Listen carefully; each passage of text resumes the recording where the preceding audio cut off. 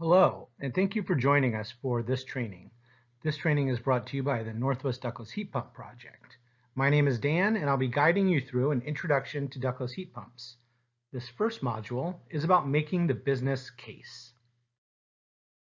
So what will we get from this module? Well, we're going to understand how adding a ductless heat pump services into your business can expand your business profile, bring more value to your clients, and maybe most importantly, make you more money. And we're going to do this by showing you what the basics are of what a ductless heat pump is and how they operate, making a business case for installing ductless heat pumps, and then sharing with you some of the current market conditions and available resources to you to make this transition easier. So I had mentioned that this was brought to you by the Northwest Ductless Heat Pump Project.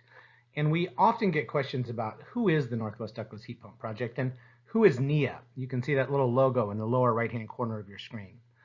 Well, this is an easy thing to get tripped up on. NEA is the Northwest Energy Efficiency Alliance, and it represents over 140 different utilities in the Pacific Northwest. And it also represents several program implementation companies or contractors whose job it is to help NEA run programs. So you're going to hear about the state of Washington or the state of Oregon or Idaho or Montana. You may hear about a different public utility district or an investor-owned utility, or you may hear about companies such as ClearResult or TRC that are all involved here. At its core, the Northwest Ductless Heat Pump Project is an effort from all of these groups together to ensure that the best resources, the best knowledge are all being leveraged so we can serve all of the residents of the Pacific Northwest and give them all the best opportunity to take advantage of this great technology. So as I mentioned, NEA actually is made up of about 140 plus individual utilities and energy efficiency organizations, such as the Energy Trust of Oregon and Bonneville Power Administration. The idea with NEA is take a little bit of money from each of these organizations. When you put that together, you can actually leverage that to make a pretty big impact into any one market. So NEA works with heat pump water heaters, ductless heat pumps, in new construction, in windows, in advanced gas technologies. With a lot of different ways, NEA can help the whole market adopt things at a slightly faster pace than it would on its own. And this means that all of these member utilities get to benefit from participating with NEA. And the Northwest Ductless Heat Pump Project is one of these projects that NEA has invested in.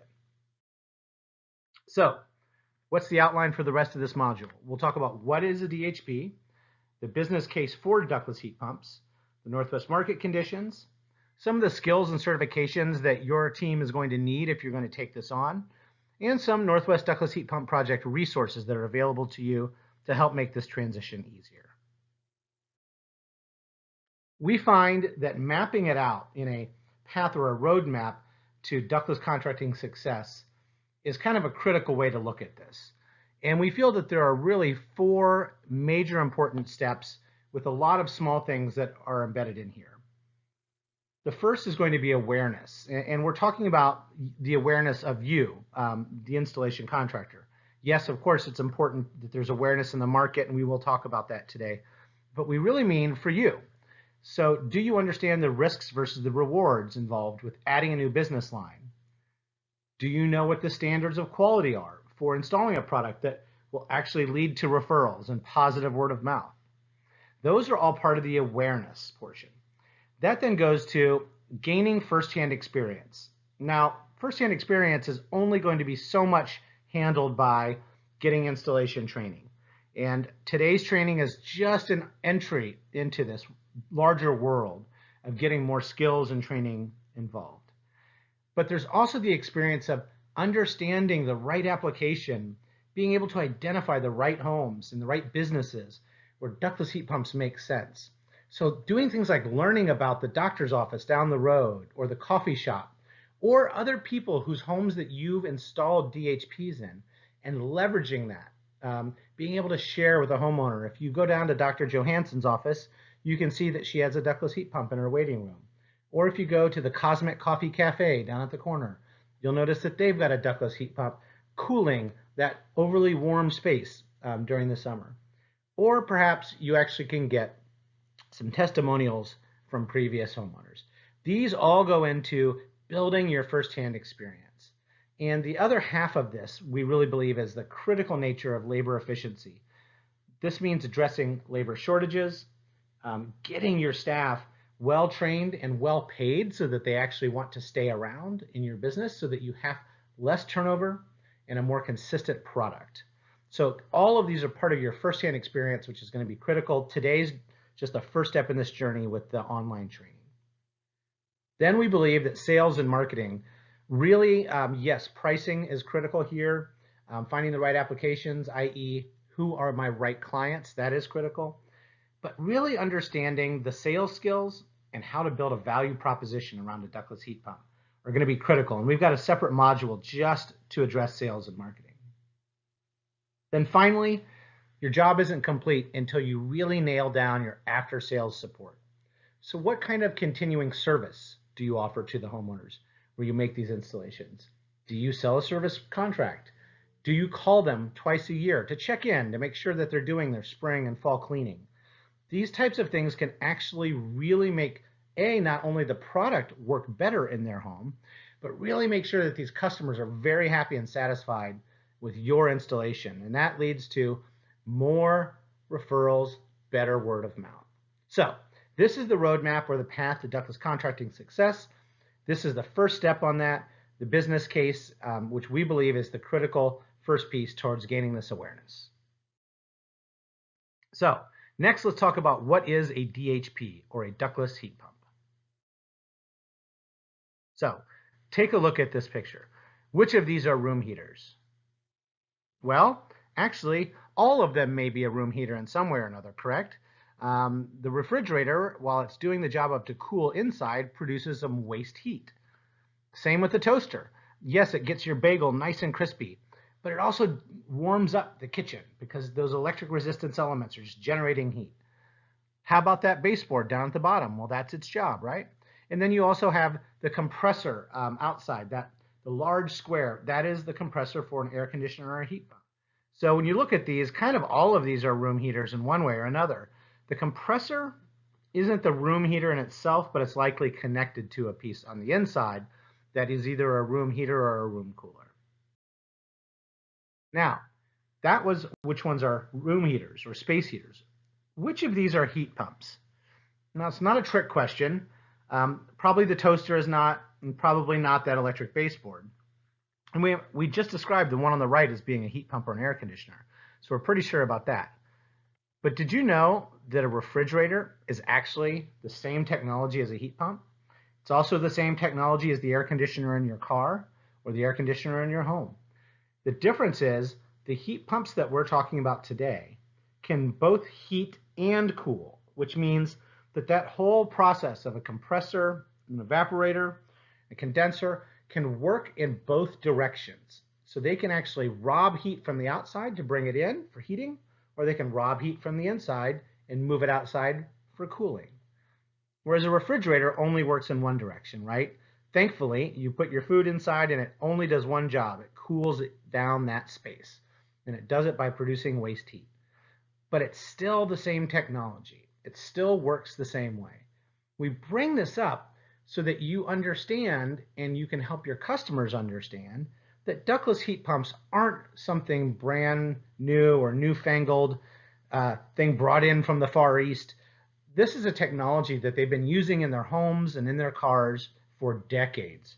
It's proven, we know it works. It's just a matter of putting in the right application. So heat pumps, refrigeration cycles are part of the heat pump cycle. Air conditioners and traditional heat pumps are all great examples of that same basic technology. So how does a heat pump work? Well, it's not magic, and I know that there are some people who say, how can it be more efficient than 100%? Well, heat pumps work because they move heat from one place to another. So they're not generating heat. With electric resistance, like either an electric resistance light bulb or that baseboard heater, or even an old electric furnace, it actually works by building up enough electric resistance in an element that it produces both some heat and some light. So it's actually generating heat out of electricity. A heat pump, on the other hand, works through a process of compression and expansion. And when you do this, you can actually increase how much heat you put into a fluid. And then when you expand it or contract it, you can re-release that heat back out the other direction. So we're really just moving heat. And amazingly enough, if you use the right refrigerant and you've got enough surface area and the right amount of air movement over it, you can actually move heat from outside even down to -5 degrees. As hard as that is to believe, a lot of our ductless heat pumps work really well down to 17 degrees. Another group of them work really well down to 5 degrees, and another group of them work just as well at sub-zero temperatures. They tend to lose efficiency the colder it gets. That is certainly true, but they can still work at moving heat even when it's really hot outside or really cold outside. And that's the beauty of a heat pump. This idea of compression and expansion with a refrigerant is how we are actually able to absorb heat from one area, move it to another, and re-release it. So with a ductless heat pump, there are a lot of different parts here, but we're really going to focus on the four main pieces. Outdoor is the part that's typically called the compressor. It's the thing that looks like a small suitcase. It's labeled as the outdoor unit in this drawing. You can tell it's about 1/4 the size of a traditional heat pump's compressor. And that's for a couple of different reasons. One, ductless heat pumps are typically 1/2 to 1/3 the size in a single head system as that large unit that does the whole house. And there's a specific reason for that we'll talk about in a little bit called displacement theory. But so for one reason, it's naturally a smaller unit. We're not trying to do the same job. But the second is it's a much more advanced version of the technology. By using something called an inverter compressor out there, it's able to do more work with a smaller unit. And it does this compression and expansion, so it borrows heat from the outside and it moves them through these refrigerant lines. Or you may hear a contractor refer to that, or your distributor or your manufacturer refer to that as the line set. That's actually, and if you're familiar with other HVAC and other heat pumps, you're already familiar with this. But it's the refrigerant lines that are going to move that temperature from outside to inside. And then the indoor head is where you get the reverse action from the compression to the expansion or vice versa. So this is where we're going to allow that heat from outside to be moved through the refrigerant lines and then given back into the house. So it also has a fan in there that will move air over a series of coils and fins that will transfer that heat from the refrigerant line into the airstream. And all of this is operated by that control. Your distributor and manufacturer may refer to that as the wand. There are a couple of different models. The base that all of these come with is that handheld control or wand, but most manufacturers now also will sell wall-mounted controllers. So if the homeowners that you work with feel better about a wall-mounted unit, it feels more like their standard thermostat, those are widely available, and they actually have some additional functionality, so something to consider. But your basic package will come with these four pieces. Again, you've got your outdoor unit, which is your compressor, and your indoor head, which is referred often to the head or the cassette. And you can tell in this picture, this woman has the controller right by her feet, so it's easy for her to do it. A lot of people prefer to just leave the controller in its holster, mounted either just below or right on the side of the indoor head. Now, there are also multiple head systems. We're not going to talk a lot about these in this series of training modules, primarily because we're really focused on the single compressor to single head relationship. We believe that's the perfect introduction for someone who wants to bring ductless heat pumps into their business. And I'll tell you in a little bit about what we call displacement. I mentioned that before. It's a way to think about not replacing all the heat in the house, but just displacing some of the heat with a high efficiency new technology. So typically we do a 1-to-1, but they are available in multitudes of indoor heads to an outdoor compressor. We typically like to see a limit of 3 indoor heads to an outdoor compressor if you're going that route.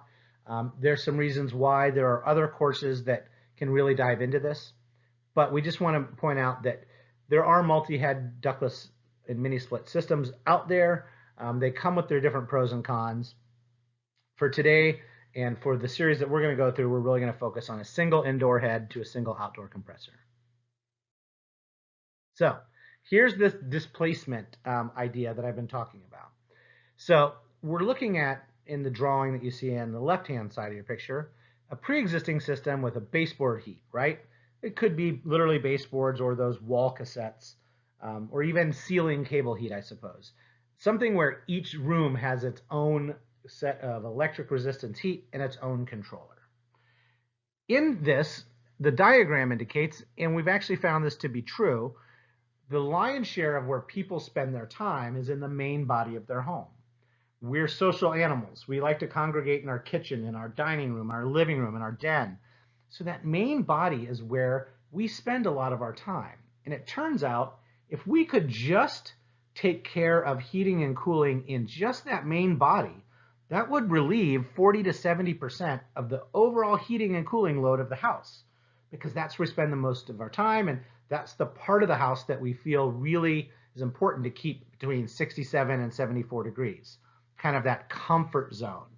Whereas bedrooms, we spend less time in them, and most people tend to, even during heating season, be comfortable with their bedroom being a degree or 2 or even 3 degrees cooler than in the main body. The other thing you'll notice is those little snowflakes on this drawing, and that's because when you have what we call a zonal controlled system, where every single room is independently controlled, you may have little pockets, particularly in corners and hallways, that just don't get the same access to that heat, particularly with radiant systems, which operate a lot on line of sight. In other words, the radiant heat waves heat the things that it can directly see, things that don't have anything obstructing them. So you get into corners and around corners and hallways, and sometimes you don't get the heat you're hoping for because you're not really heating the air, you're heating surfaces. So this is pre-existing. And we want to talk about displacing just the main body portion with a new, more efficient heating system. So here we go. We put in a single head ductless heat pump in the main living area. Now, this can generate enough heat, or during the summertime, enough cool, to not only take care of that entire main body, but also down the hallway. And if you left the bedroom doors open, the first couple of rooms will actually be fairly well conditioned by this head as well. And what this really allows us to do, as I mentioned before, we're using a single head to displace about 40 to 70% of the total heating needs for this home. It also gives you the benefit, it provides summer air conditioning. So, you know, that house before that had the electric baseboard, and maybe they have either no air conditioning or they have those window shaker, you know, through the window units. Those are the ideal homes where we can make a big difference because we give them summer air conditioning while at the same time with a relatively low cost product, we can actually displace 40 to 70% of their heating needs with something that is 3 times as efficient as the electric baseboard heater. So when we do this, by reducing the heating needs from the electric resistance 40 to 70% with something 3 times as efficient, believe it or not, that actually cuts the heating costs almost in half for most electric resistance homes. And we still keep these baseboards here. You know, you're going to hear people say, well, that ductless heat pump, that's really nice, and I'm glad it gives me air conditioning, but is it really going to work in the middle of winter, those 4 days in Seattle, or that 1 month in Montana, where it is just really, really cold? Well, we're not actually talking about removing the old heating system. We're saying go ahead and keep it. You're going to need some backup heating, and you're going to need some heating in the bedrooms. So go ahead and keep that electric baseboard there. You're just going to turn the thermostat down in the main body. If you need it, if it gets really cold and the ductless heat pump is having a tough time keeping up, you can always turn that electric resistance heat back on for a small percentage of the overall heating season where it's really necessary, and you're still getting this great benefit. You're still probably cutting your bills down by 1/3. So displacement is, again, a relatively low-cost entry point for a homeowner to jump into the heat pump market and get cooling during the summer and really cut their energy bills down dramatically. There are some things that need to be considered. Just like with most systems, there's going to be some sort of maintenance here. Now, your electric baseboard, you really maybe once every 5 years, somebody, if you're lucky, happens to run a vacuum attachment over it, and that's about all the cleaning they get. And some of them actually really show that. They smell like burnt dust every time you turn them on. Well, ductless heat pump requires a little bit more maintenance than that. It does have a filter in it that you're going to want to clean. I would say on average twice a year. It really depends on how your system used, whether or not you have carpet, whether you have pets, children, a leaky house, neighbors that burn wood smoke, or live close to a freeway. Any number of things that cause pollutants to be in the air may all contribute to how often you need to clean this. But by doing this, unlike those electric baseboard and radiator homes, this is actually helping to filter that air in your house a little bit. Now, these are not HEPA hospital grade filters, right? But these filters can give a slight boost potentially to indoor air quality by really helping to remove irritants and allergens from the airstream.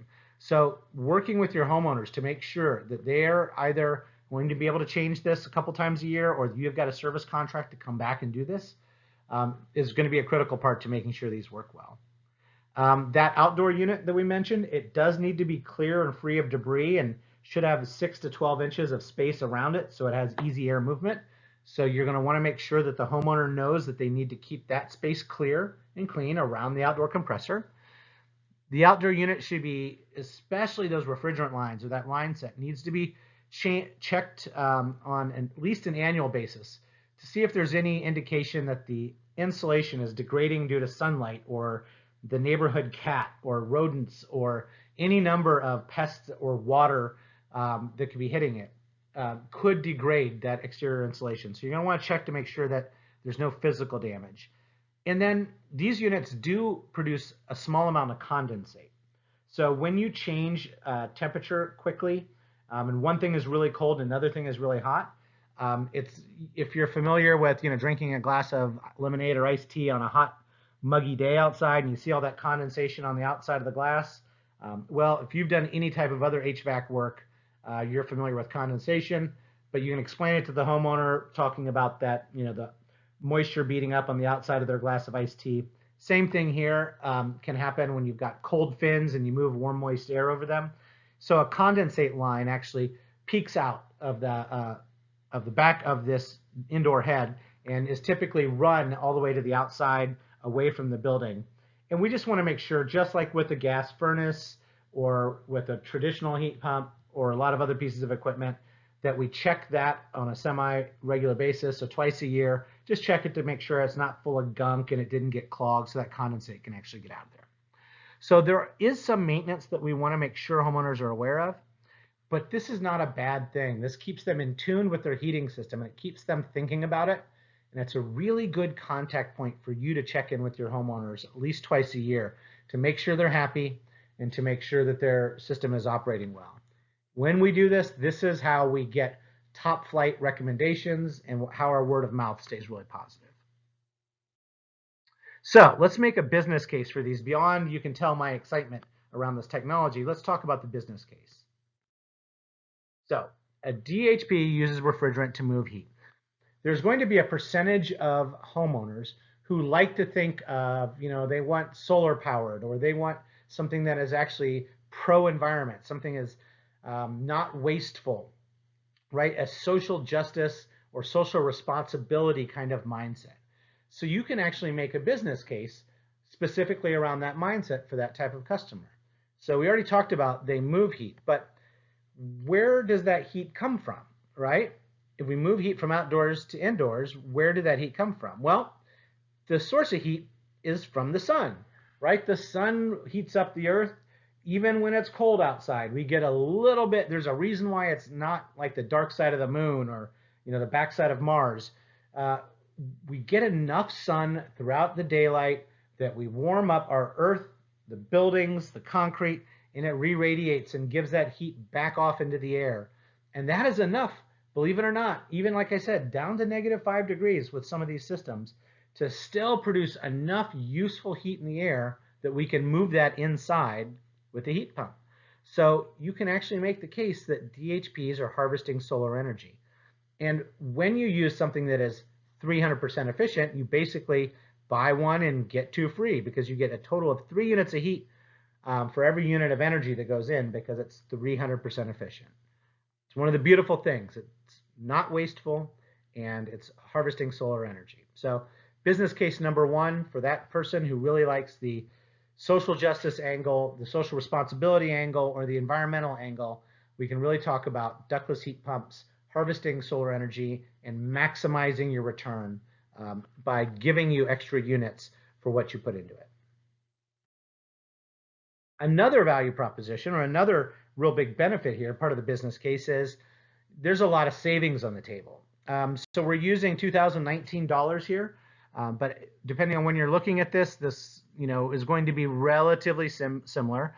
But if we compare this to an electric resistance heated home or a wood heated home, those are kind of our typical homes that we say are really great candidates for installing a single head displacement ductless heat pump.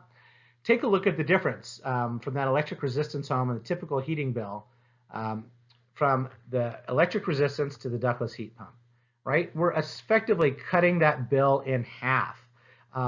This assumes that we've turned the backup heat down 2 degrees in the rest of the house, and we're using the ductless heat pump to really displace that 40 to 70%. But by doing this on a regional average, we can be saving up to $600 a year. Now you'll notice the fine print here. This is based off of current pricing and an average regional average cost for electricity. If you're in an area that has electricity that costs more than 10 cents a kWh, the savings will be more.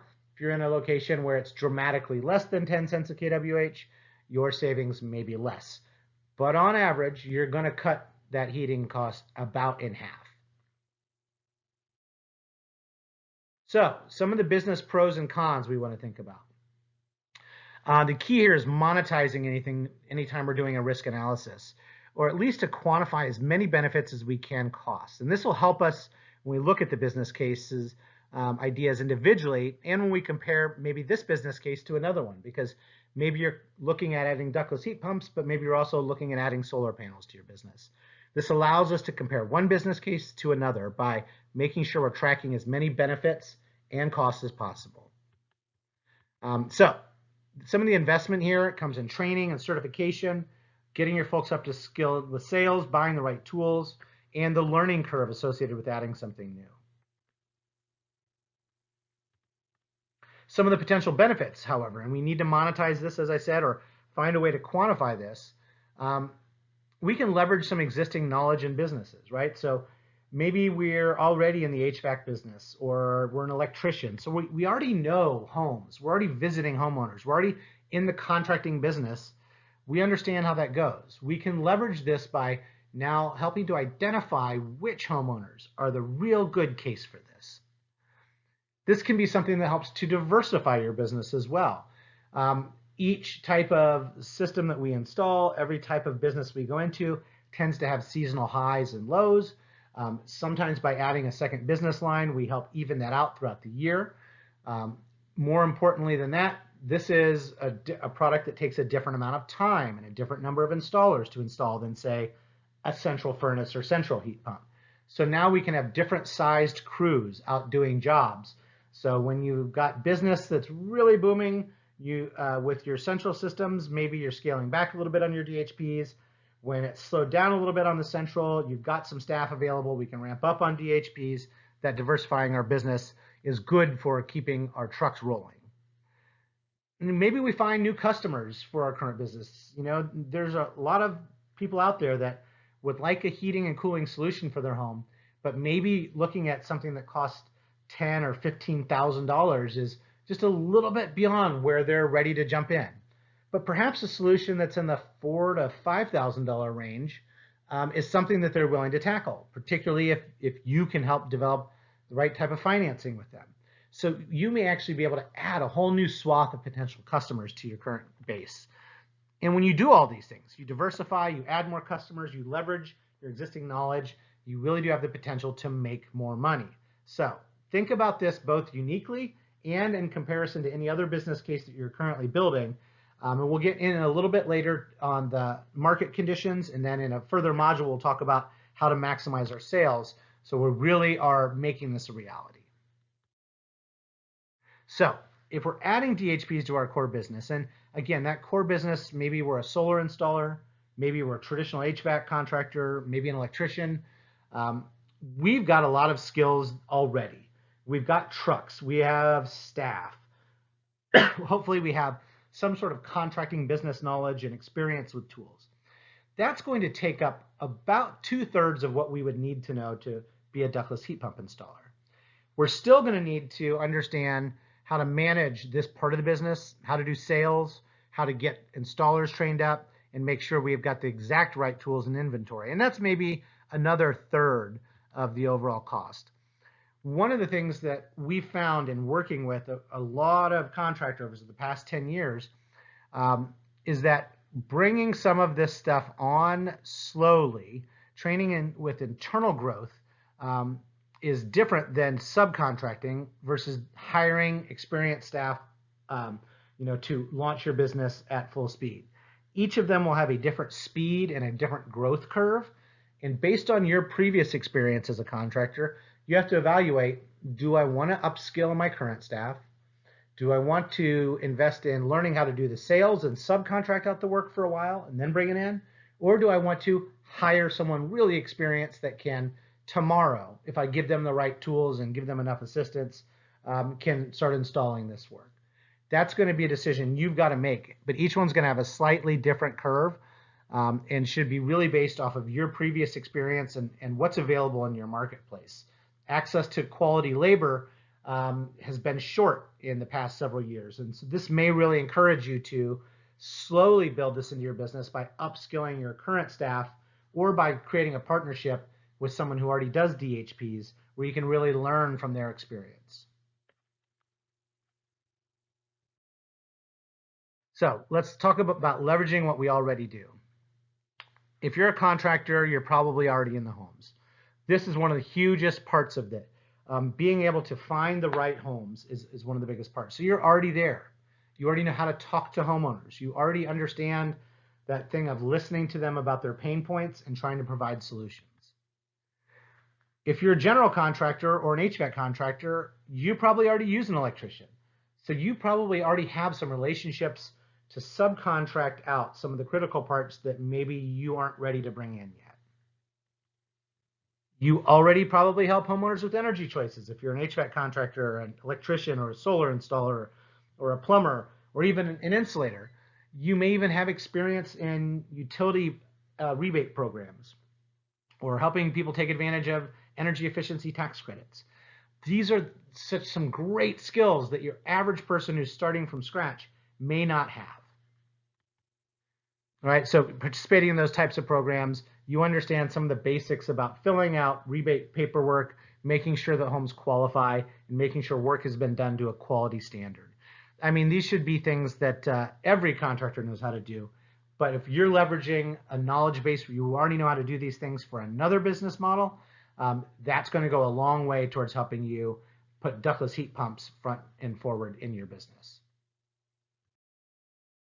So how much does this stuff typically cost? Let's keep this business case rolling. Let's talk about what it's going to take to do this. So the average sales price, and this is really, I mean, these types of numbers are always a bit of a misnomer because there are some places where the average cost is much more than this and some places where it's much lower. But we could say on average in the Pacific Northwest, when we last did some research on this, the average cost was about $4,350 before an incentive was applied. And this is places where incentives were anywhere from $700 to $1,200 typically. So that was just as a frame of reference for you. Now we have to factor in the cost to buy all this equipment, right? And to get the permits and to do the installation. So we're looking at a total install cost typically of around $3,050. So this math is not that hard to do, right? A gross profit is about $1,300 a system. Again, some places a little more, some places a little less. The real question here is, what is your incremental business overhead that you need to apply to every job that takes 2 staff 1 day to complete? And that's about what it takes for a ductless heat pump. When you get really good at it, you may be able to do it shorter than in a full day. And you're going to have some jobs where it's just really challenging and it takes a day and a half or even 2 days. But on average, let's say it takes a day. So you're going to need to figure that out based off your current business model to say, is a $1,300 system gross profit pardon, enough for me to get a net profit that puts me in the right percentage range? And only you know what that right percentage range is for your business. But this should give you a pretty rough average of what the costs are going into this and what the sales prices are. So we've talked a little bit about the ductless heat pump and making a business case. Now let's talk about the market conditions. It's a big market out there. Currently, we've saturated in single-family zonal heat about 12% of the market. So that means we've got 88% of the market that has electric resistance zonal heat, meaning ceiling cable, wall heaters, electric baseboard, that are currently not installing at least one ductless heat pump. That sounds like a pretty good market to me. That's 12% of 500,000 homes have been hit. So 88% of that, 450,000 homes, something like that. There's also another 250,000 almost electric forced air furnace homes that could also be addressed. So only 3% of them have been adopting ductless heat pump technology to date. And manufactured homes, we have just begun to scratch the surface with really addressing manufactured homes. So you can see that there's a lot of opportunity. There are a lot of homes out there that could really benefit from a ductless heat pump. When you add to that, when we do things called market progress evaluation reports, where we actually talk to installers, we talk to homeowners, and then we look at the numbers. How many sales are there? How many incentives have been processed? One of the interesting things we found is that when talking to homeowners, particularly ones with electric heating systems, 67% answered that they were either unsatisfied or somewhat unsatisfied with their current heating system. So of those, those numbers that we just showed you here, well over 750,000 homes, that 67% of them are not happy with their current heating system. Again, opportunity is what we hear first when we see this. On top of that, customers know what they want. I mean, this is a type of industry where we're averaging about 33% conversion rate or closure rate. We'll talk in our sales module about how to increase that to 50 to 70%, but we're currently already at about 33%, and that's pretty good for a lot of energy efficiency measures.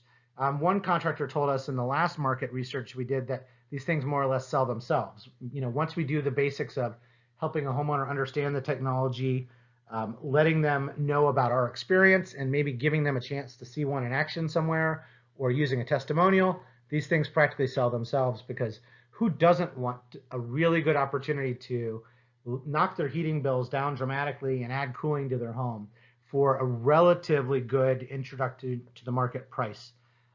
This is a pretty good conversion rate. Once they're installed, talk to me about another technology that has a 97 to 98% satisfaction rate with these single head applications. So our first concern that contractors brought up to us was, will homeowners be upset that they only got the single head? Won't they come back to us later and say, gosh, we really wish we'd gotten the second head? As it turns out, 97% of them are showing that they're on the positive side of satisfaction with the single head installation. So we've got a lot of homes that we could target. We've got a lot of people that are unhappy with their current heating systems. We have a naturally high conversion rate, and we have a very high satisfaction rate. When you put all these ingredients together, what it really means is that we've only scratched the surface, because only so many contractors have adopted this business model to date. A lot of that has to do with being hesitant to take on something new, not because it's not a good business case. So consider all of those statistics when thinking about whether or not this makes sense for your business. There are some major players to be aware of. We do not pick winners for the contractors in our program, but we do like to give you some of the basic information. When we talk about manufacturer types and companies, distributors, and the types of dealers or contractors where the majority of the work is happening, About 80% of the market is represented by what we call the big five in terms of manufacturers of ductless heat pumps. And these are alphabetically put into place, not by their market share, but Carrier, Daikin, Fujitsu, LG, and Mitsubishi. Between those five manufacturers, that's about 80% of the market. Some of these others, the Haier, Fredericks, Lennoxes, Panasonics, and Tranes are just as good equipment, but they just haven't found the right market mix yet or the right distribution channel, but they're all working very hard at it. And so all of these are quality brands. The top five represent a large share of the market. Similar with distributors. I'm a big fan of a Refco, Blacks, Platt, and some of the other distributors, but we do notice that about 80% come really through Gensco, Johnstone Supply, and Thermo Supply. And that's partially due to how many distribution points those different ones have, but it also has a lot to do with how intensely integrated they are with their dealers and their manufacturers. So finding the right combination of manufacturer and distributor that's going to work for you is going to be part of your recipe for success. We found that another 80% of the market is really being serviced by HVAC contractors. A smaller percentage is from ductless heat pump specialty contractors, insulation contractors, electricians, solar contractors, and plumbers. That other group makes up about the other 20% of installs. But that's changing, and this is really interesting and very different on a per market basis. You get into some places along the I-5 corridor, for instance, and you have ductless specialty contractors and electricians that have grown their businesses and represent more than 20% of the market share in some pockets. You get into other places, and it's more or less dominated by two HVAC contractors, run 90% of the market. But on average, you can kind of see, depending on who you are, what type of business you have, you're going to want to align yourselves with the right other components in this chain to give you your best chance. You can even take this bigger, right? There's a big global market opportunity. In the rest of the world, ductless heat pumps, particularly in Australia, throughout Asia, parts of the Middle East, in Europe, ductless heat pumps sell really, really well, and they make up a large percentage of the heating and cooling systems that we find out there. 48 million units were sold globally in 2014. Compare that to less than 500,000 in the United States. So this is globally a huge market. We're just starting to scratch the surface here. But that being said, over the past 10 years, we're seeing about 20% per year growth in US sales, and there's no sign that that's going to slow down. So while we're behind the rest of the world, the United States and Canada really is seeing some strong growth here, and this is your chance to get along and join that wave. So some skills and certifications are going to be necessary for you to make this work for you. So let's talk about those next. Some of the skills you're going to need. And then obviously some of these first couple ones are true of any general contracting, right? You're going to need to understand customer service. You need to know how to communicate with homeowners in a way that is courteous and sets expectations correctly for the job. If you can do those two things and be somewhat transparent with your pricing for them, you're going to go a long way. You need to have some general construction practices in your business. Do you know how to use the suite of equipment and tools necessary to work on homes? Electrical is going to be critical. You're going to need to have this. If that's not in-house, you're going to need to have this subcontracted out, which we see a lot of companies doing. You will have to understand permitting and licensing. Again, probably not going to be uncommon. If you're already an HVAC contractor, you probably have everything you need to know. I'll tell you if you're not in just a minute about some of the other permits types that you're going to want to look at. And then you're going to want DHP specific things on installation practices and how to service this equipment. That's where it starts getting a little bit unique. It also goes a little bit beyond what we can cover in these modules. We'll start to talk about it in a further module, but a lot of that's really going to be where you're going to go through distributor and manufacturer training to get skilled appropriately to do the real installation and service. You're going to need design skills, right? This is what we call the Goldilocks conundrum. If you want good referrals and positive word of mouth, sizing systems, putting in the right size that actually delivers the right amount of heat and the right amount of cooling for the climate that your homeowner lives in is going to be critical. So this is a skill that we've got an entire module set up just to help you with this. The right tools. The R410A ratchet flaring tool, the gauge and hose set, a torque wrench, the programmable refrigerant charging scale. You want these specifically for R410A. If you use a different refrigerant in a different line of your business, you're going to want a separate set of tools just for R410A. We want to make sure we're not accidentally mixing the different oils that are used for different refrigerants. That can cause things to get gummed up with equipment. So you want R410A specific things. Typically runs maybe $900, somewhere in that range, to get these tools on board per truck.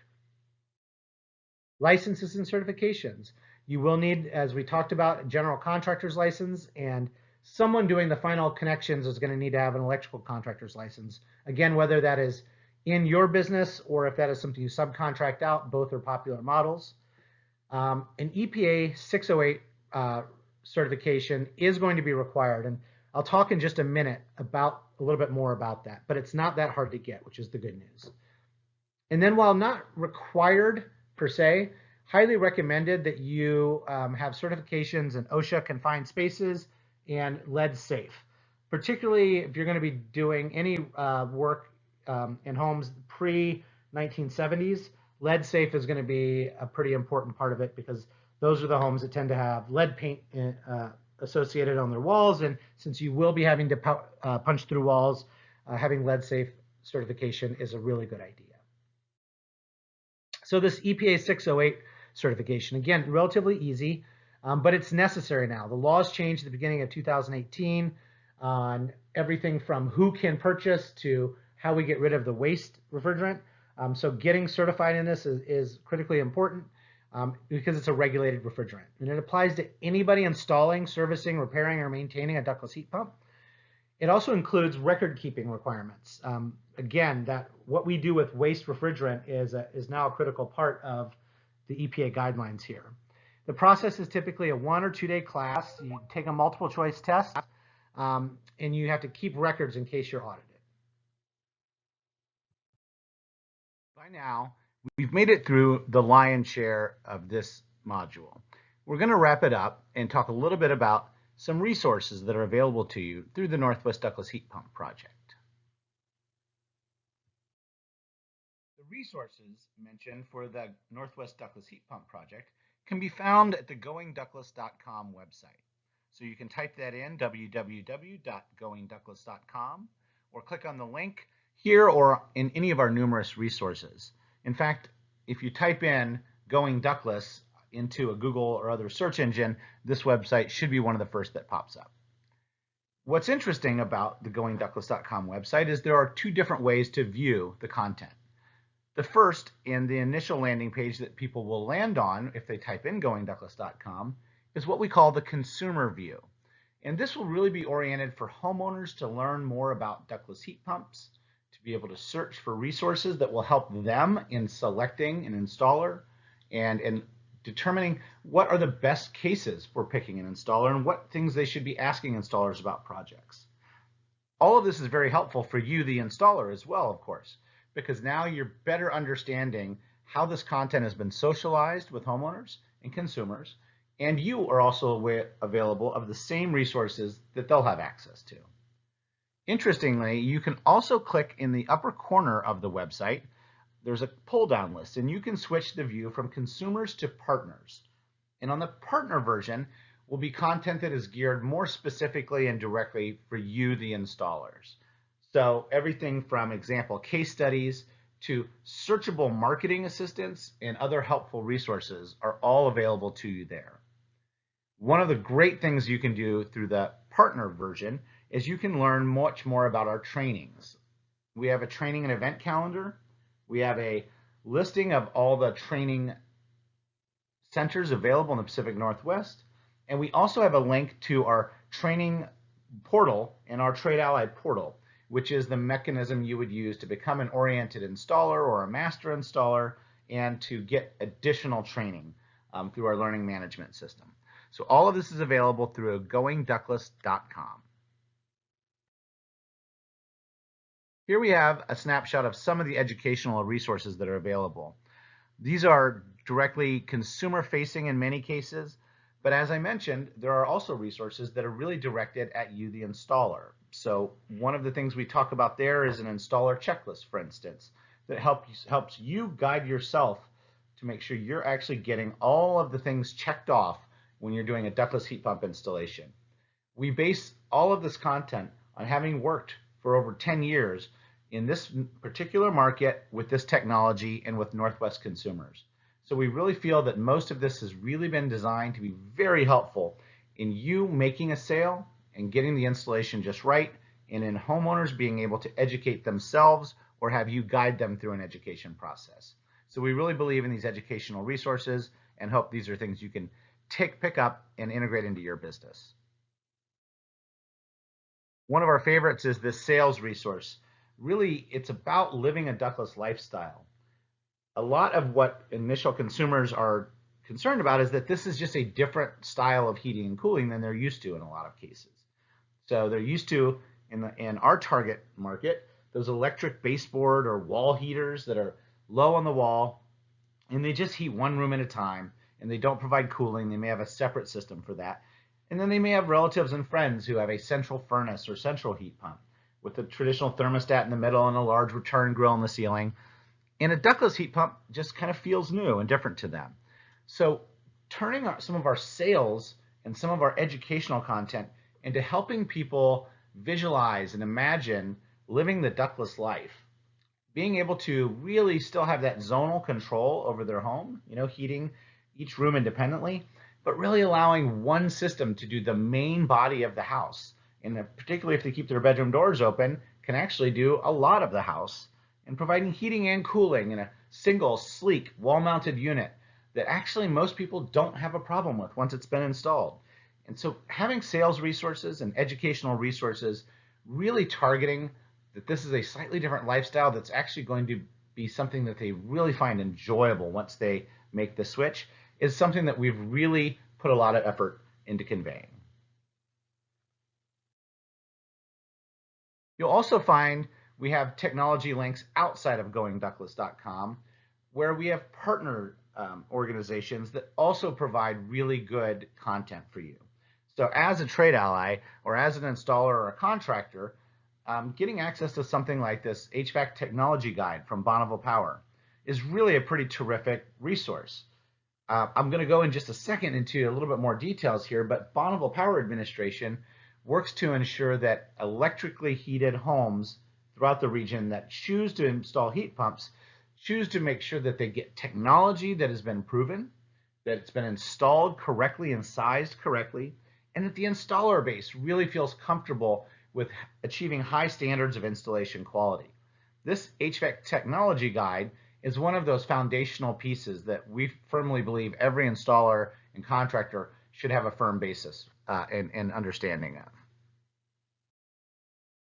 As I mentioned, the technology guide is actually fairly deep, and here are some of the things that it covers. It has a whole section on just the HVAC basics. So maybe HVAC is a little newer to your business, but maybe it's not. Maybe you have new staff, however, who are making a transition. They have contracting experience, but it's not as heavy in HVAC. These HVAC basics are going to be a really good way, whether it's your sales staff, your admin staff, or a new installer, to kind of get a little bit more foundational training. Again, nothing will replace actual hands-on training, but this is a great place to start to really build that foundation. Then there's a section on HVAC technologies. Here we're talking about both the technology-specific things themselves. So, who are the manufacturers? What are the major components? What are the features that make these pieces of equipment energy efficient? And we cover that all the way through how to apply this, the programs that are available to help provide incentives, and a whole bunch of data about products to really help you make the best choices. And then there's some cross-cutting topics as well. So how does all of this align with some of our codes in our individual states in the Northwest, and how does this align with federal efficiency standards? So all of this is available in this technology guide that I just mentioned. As we round this up, we really want to, again, encourage training that is specific to the manufacturers and distributors you're going to be working with. This is not a list of all of the distributors or all of the manufacturers. This is just some of the ones that are very common in the Northwest with a lot of coverage across the region. Gensco, Johnstone Supply, Thermal Supply. There are many others, Refco, Blacks, Marhi, and others that are available as distributors. And the manufacturers, these are just the 6 that we see the most often. It is by no means an exhaustive list, but 6 of the real common manufacturers. We bring this up because partnering with your distributors and partnering with your manufacturers is probably going to be the single best way to make sure you get the hands-on training that will really be necessary to install their specific equipment to their standards. And we believe that that is a critical piece if you're going to become a ductless heat pump installer, really getting this manufacturer and distributor training. And again, we do actually track all the training centers in the Northwest, as many of them as we can, and we work with these distributors to try to get on our website kind of a collated, annotated version of what training events are available and coming to you in the market. Again, our website will not replace having that relationship directly with your distributor, but it's a great place to start and a place to learn about some of the upcoming trainings. So we've made it through the business case. We have 3 other modules as well, one on sales, one on design and sizing systems, and one on installation. Each of these is about 35 minutes to an hour long, much like this one. Each of them will be guided by someone such as myself.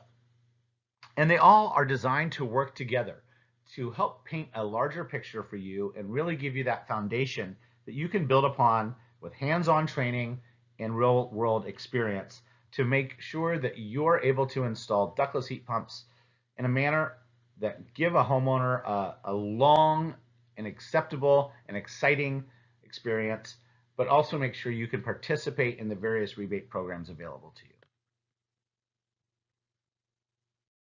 So I want to say again, thank you very much for spending this last hour with us. Again, my name has been Dan, and you can reach us with any questions at info@goingductless.com. And we do encourage you to reach out if you have questions. Otherwise, we hope we'll see you in another one of these training modules. Thank you.